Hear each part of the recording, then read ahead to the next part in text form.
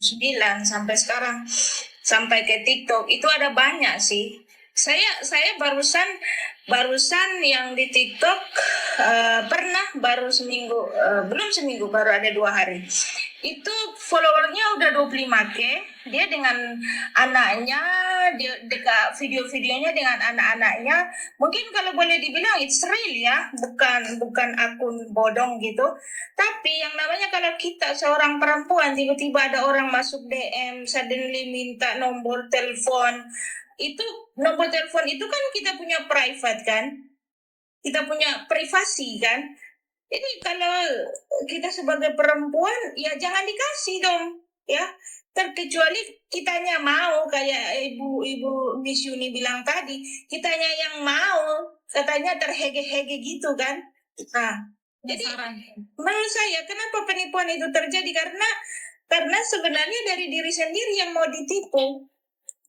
Kok mudah banget orang hanya kenal lewat online, kita tidak tiba-tiba kita udah sok kenal sok dekat. Ah, itu memang salah. Dulu ya, saya dari 2009 dulu saya buka Facebook, itu dulu zamannya masih pakai komputer. Itu di 2010 saya udah di Malaysia, itu pernah loh yang mengaku dari Afghanistan dulu, pernah dari apa nama dia, Mesir, mengaku-ngaku. Bahkan pernah yang dulu saya pernah kasih tahu Misuni, dia katanya mau kirim uang tapi mau dipaketin, dikasih paket. Logikanya lah, ada ke orang kirim uang secara paket? Kan tidak logik. Lalu merayu-rayu dia ingin datang ke Indonesia setelah dia habis tugas dari Afghanistan, ceritanya ini tentara Amerika loh, ngaku-ngaku. Setelah saya kasih nomor Skype ya, saya uji ya. Karena dulu itu kalau Messenger tak begitu bagus kan, kalau interlokal. Jadi saya guna Skype waktu itu, telepon. Saya coba dengar dia punya spelling in English kan. Yeah. Saya dengar, ini bukan spelling, bukan, it's not spelling in USA, bukan ya. Ini kayak spelling negro. Afrika. So saya terus attack. You are scammer. Tapi dulu itu ngomongnya bukan scam, apa namanya itu dulu, saya lupa. Saya terus to the point ngomong begitu, saya bilang it's impossible. Uang mau hantar lewat paket, kan lalu transfer bank to bank kan is okay. Kenapa harus kirim lewat paket? Impossible kan? Itu 2010 loh, informasi belum begitu marak. Tapi alhamdulillah saya bisa survive, dan itu kejadian banyak kali. Pernah ada video call lewat messenger is okay, messenger anyone. Tapi kalau sudah sampai message-nya sudah private, tanya kita punya hal pribadi kita, apalagi sudah lebih mendalam, itu kita otak harus jalan loh. Lah, ini siapa sih, orang asing kok mau dikasih lihat kita punya badan, dan simple. Itu is crazy. Makanya saya selalu bilang, room seperti room Miss Yuni itu sangat bagus, sangat mengedukasi. Tetapi terpulang kepada pribadi masing-masing loh. Ada orang yang begitu mudahnya tergiur. Itu saya bisa bilang mimpinya terlalu tinggi, hayalannya itu terlalu tinggi. Seharusnya kita bermedia sosial, kita ya wajar-wajar aja lah. Kalau kita mau cari jodoh, cari yang betul-betul, contoh ya, saya sudah menikah. Saya kenal suami lewat media sosial juga. 2 tahun saya buat tidak kenal, message penuh di messenger, minta nomor telepon, bla bla bla bla.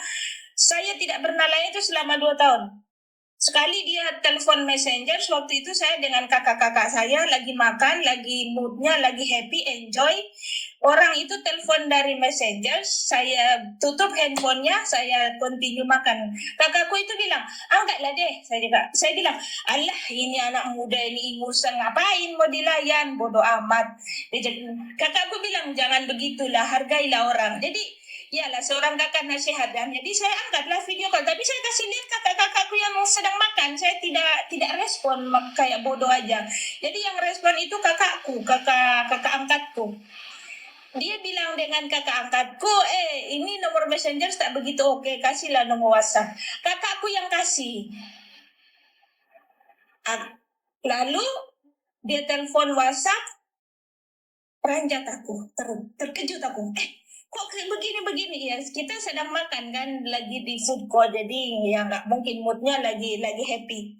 Dari situ dia telepon lagi, setelah habis makan dia telepon lagi. Saya sudah di rumah, saya balas, kamu ngapain? Aku sudah di rumah, kamu mau video call, kamu mau lihat apa? Kamu mau lihat orang mau tidur pakai baju tidur ya? Bodoh. Terus kalau tutup telepon, blokir. Tapi ya dengan dia selalu telepon, dengan pembicaraannya yang bagus, oke, ketemuan ngomong depan-depan, punya background apa, semua identitas pribadinya, keluarganya dikasih semua A to Z, tapi ketemunya hanya di parking loh, di tempat parking kereta. Ini saya mau cerita pengalaman saya. Ketemunya di parking kereta, dan dia semua tidak ada rahasia. Oh, berarti orang ini oke. Berapa kali ketemu dengan saudaraku, bilang kawin, nikah. Oke. Jadi kita mau jalin hubungan di media sosial, kita harus jaga jarak loh. Kita jangan teriya-iya, karena intinya orang lelaki itu meskipun dia suka dengan kita, tapi dia akan menilai perempuan ini kok murahan banget, nggak mau aku. Dia begini dengan aku, mesti dia dengan lelaki lain begitu juga. Kan begitu, Miss? Siap. Gitu. Jadi saya hanya ingin berbagi. Menjalin hubungan lewat media sosial itu sah-sah aja, tapi kita jangan overload. Jangan terlalu orang kata kalau kita main layangan itu terlalu di forward talinya itu. Jadinya kita ke bawah, kita yang terbawa terbang. Sekali itu fake, kitanya yang jatuh. Siap. Itu aja. Siap. Itu aja, Miss. Terima kasih sharingnya. Terima kasih. Terima kasih. Terima kasih. Assalamualaikum. Waalaikumsalam. Ya. Siap. Terima kasih, Bu. Oke, Pak Heru, bagaimana tanggapan dengan Pak Heru nih? Benar tidak apa yang dikatakan bahwa jika laki-laki memilih perempuan itu nggak asal-asal aja gitu? Pak Heru sebagai laki-laki nih, bagaimana pandangan Pak Heru? Betul ya, sekarang gini loh.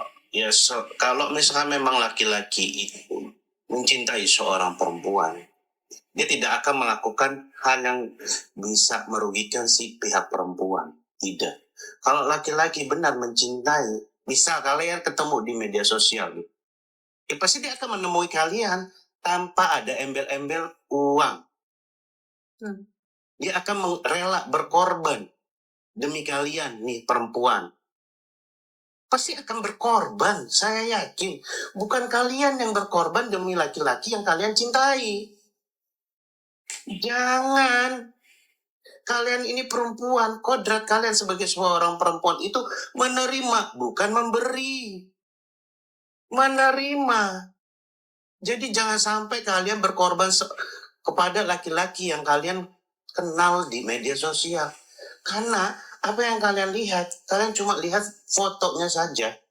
Belum tentu itu fotonya dengan aslinya sama. Kan tidak. Itu.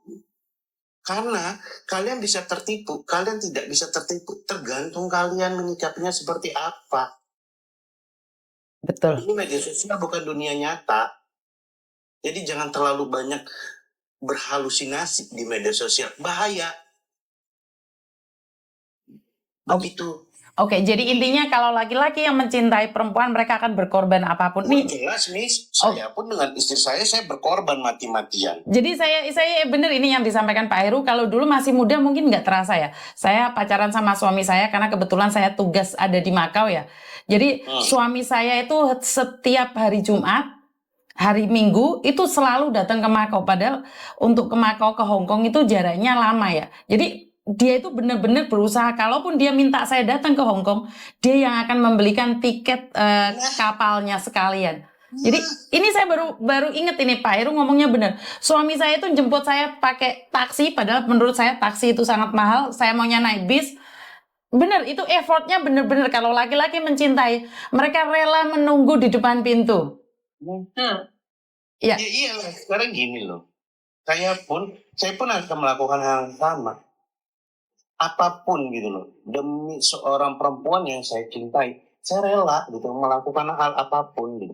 Apalagi kita kalau misalkan kita masih pacaran gitu ya, itu kan harus terlihat lebih apa ya, di mata perempuan itu biar si perempuan itu wow ini laki-laki gitu kan.